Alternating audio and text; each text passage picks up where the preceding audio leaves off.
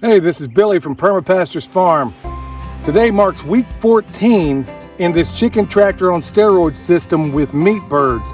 Today we're going to talk about their feed and how we adjust things as they get older.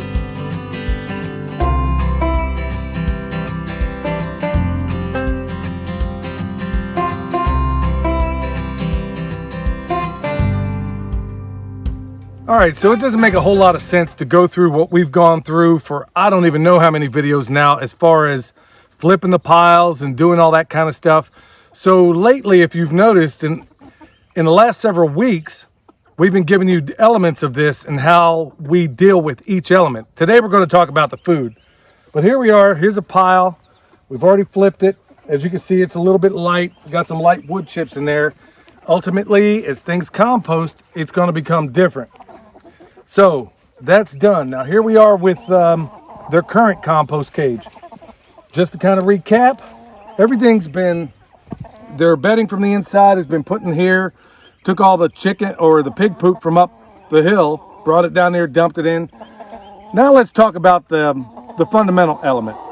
If you look around here, these chickens, they haven't been fed today.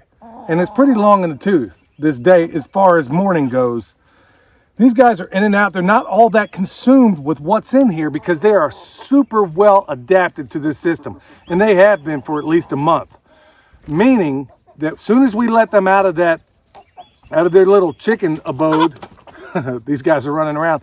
As soon as we let them out, if there's no food in here, they're going to go out here and they're going to do what they know how to do. Which means, like this guy here, he's like, hey man, where's my grub? They're going to go out here, they're going to pull up worms, which is exactly what's under these compost piles. They're going to pull up the worms. They're going to go after the little bit of food bits that are all over this place right now. They have so much in addition to what's in this bucket. Okay, so let's talk about what's in this bucket and how I adjust it as they get older and older and older.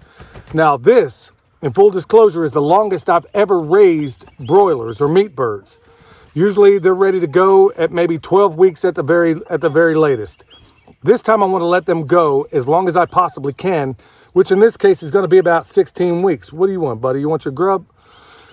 The reason why, the longer I can keep those birds in this system, the more compost they make for me, which means the more money I save, which, you know, the better soil I produce. All those things are a benefit of you, a great benefit, if you can leave them in this system as long as you can. Now, if these were layers, you're going to want to use dual purpose birds for that because you need them to move this material. These are not layers, at least most of them are. We have some layers in here that are going to be incorporated into the laying flock.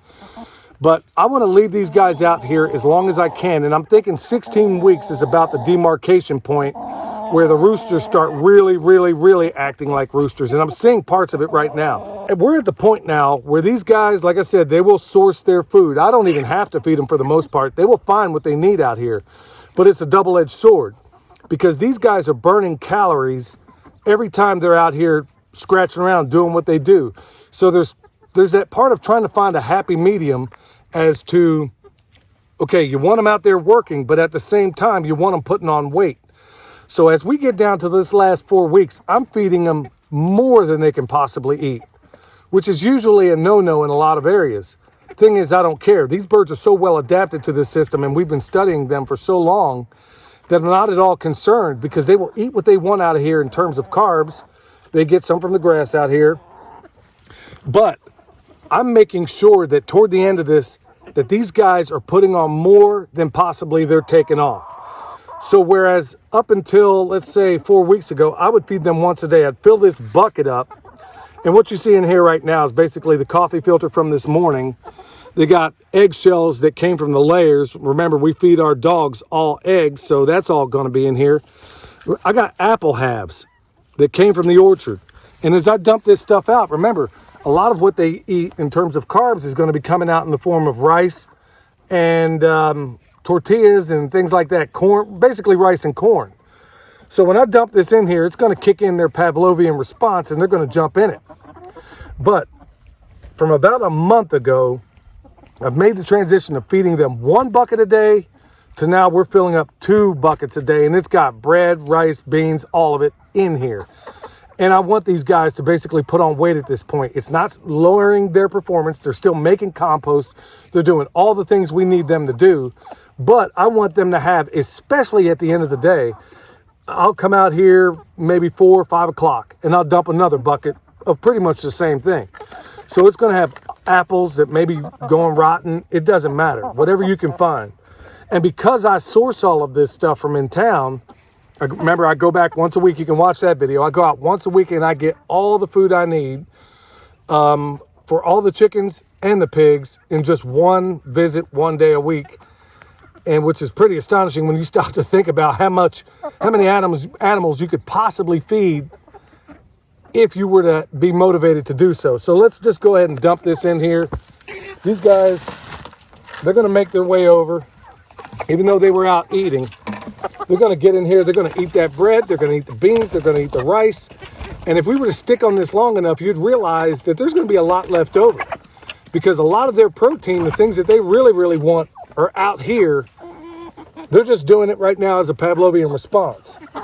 So we're going to let these guys do it. And also, by the way, I want to say that there's also beef bits in here. So we feed our chickens everything but chicken. We feed our pigs everything but pigs. But man, there's a whole lot of bits of beef in here too. Then that's usually what they go for. Protein is what they really, really love at this stage. And as you can see them, they'll go in here, drag a piece, take it back out, and go to work. That's essentially it, folks. I wish I had some definite recipe on how you could go about doing this.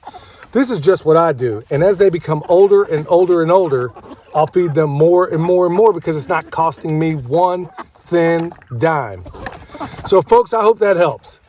So we'll go ahead, back off, let these guys grub, and we got a couple more compost piles to turn. It's just what it is. So until next time, hit that notification bell, hit the like button, tell your friends about us. This is Billy, the Permaculture Pimp Daddy, where PIMP stands for Permaculture is my passion. Because it really is, and here's the reason why. We'll see you next time.